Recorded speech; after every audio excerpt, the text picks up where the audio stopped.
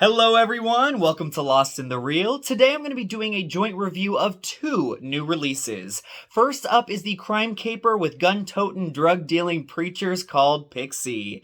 And next up is the Netflix coming-of-age girl power film, Moxie. So, let's do it.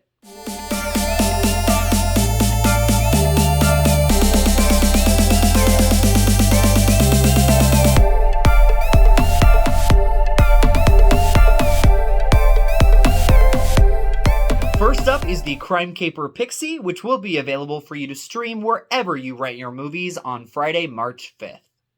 The film is written by Preston Thompson and directed by Barnaby Thompson. It stars Olivia Cooke, Colm Meaney, Alec Baldwin, Rory Fleck Byrne, and Daryl McCormack. To avenge her mother's death, Pixie masterminds a heist, but must flee across Ireland from gangsters, take on the patriarchy, and choose her own destiny. I found Pixie to be a great mix of when Guy Ritchie is at his best, going full on with his kinetic lunacy, with the pitch black dark humor of In Bruges, and also the exhilaration of young people getting thrust into a world of crime, like in American Animals, and also the masks that they use in this film are very similar to that one. The two lead male actors here are very, very good. They have this friendship that seems truly believable, and it also builds in unexpected ways, even though they are total bumbling idiots. But, surprise, surprise, Olivia Cooke runs off with this film, as she always seems to do. She's playing a femme fatale of sorts, with endless amounts of charm and wit, and this mystery that surrounds her. You never truly know what Pixie is capable of, and that is what makes this film so exciting. The twists and turns in this movie come fast and furious, just like the pace. There were so many moments that I gasped out loud because of either unexpected violence or shocking truths being revealed, or even characters who out of nowhere do something crazy.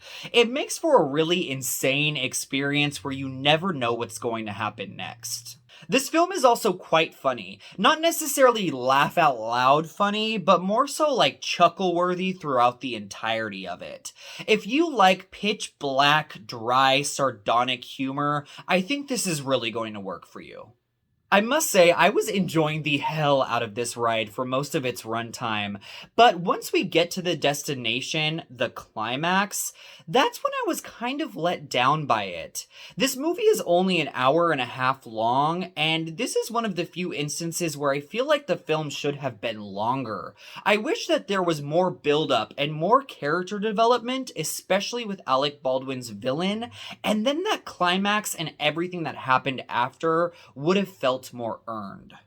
So I will be giving Pixie 3.5 kilos of MDMA out of 5. This is an unpredictable, wacky, cheeky, and joyously entertaining crime caper. I really had so much fun with it. But I really think it would have benefited from a longer runtime to flesh out its characters and ideas just a little bit more. And next up we have Moxie, which is streaming now on Netflix. The movie is based upon the book by Jennifer Mathieu, written by Tamara Chestna, and directed by Amy Poehler. It stars Hadley Robinson, Lauren Tsai, Alicia Pascual-Pena, Nico Hiraga, Amy Poehler, Ike Barinholtz, and Marcia Gay Harden. Fed up with the sexist and toxic status quo at her high school, a shy 16-year-old finds inspiration from her mother's rebellious past, and anonymously publishes a zine that sparks a school-wide coming-of-age revolution. First and foremost, I have to say this. Moxie is getting a lot of hate for being a man-hating, feminist, woke millennial movie. Please stop shitting on movies if you haven't even bothered to watch them, because honestly, this movie might surprise you. And if anything, this movie is not man-hating at all, and you would know that if you actually watched it. Also, please don't go into this movie expecting a comedy because Amy Poehler directed it and stars in it, or because it's been advertised as so. You will be sorely disappointed. This movie is much more so a coming-of-age drama in the vein of films like To All the Boys I've Loved Before. I must say, I loved this film's story of empowerment towards the marginalized, the power that comes with finding your voice, and the ties that truly connect all of us as one. All of these messages worked fully for me. Also, I really must say that I enjoyed Hadley Robinson, the lead actress who played Vivian, a lot. She's really able to pull off this nerdy, shy, restrained girl with a beast inside of her that she's just waiting to unleash very well. But really, there are two stars of the show here, and the first is Nico Hiraga as Vivian's love interest, Seth. He is just so darn charming and really unlike all of the other love interests that they try to throw into these types of movies. He's just so sincere and genuine and empathetic, and honestly, he even made me a little Twitter-pated. And Alicia Pascual-Sisto as the new girl in town, Lucy. She is just a total star. Even though I loved Robinson, there were many moments in this film that I wished Pascual-Sisto was the lead. And I was really bummed that in the last third of the movie, this character really took a back seat.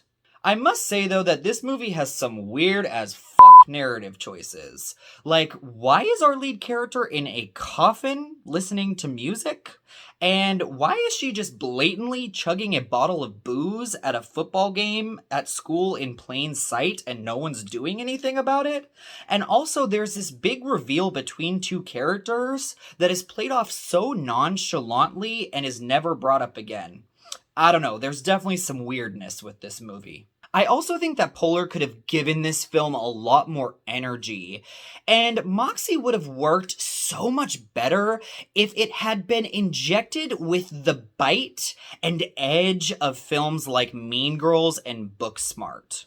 And I do think that this film does derail a little bit along with its lead character in the last third of this movie, unfortunately. So I will be giving Moxie 3 Riot Girl zines out of 5.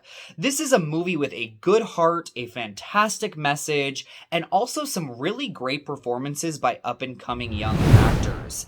But there are too many moments in this film where characters do and say things that are completely out of character, and also Moxie really needed some more energy and edge to really give it that impact that this story deserved. Thank you so much, guys, for watching Lost in the Reel. We will see you soon.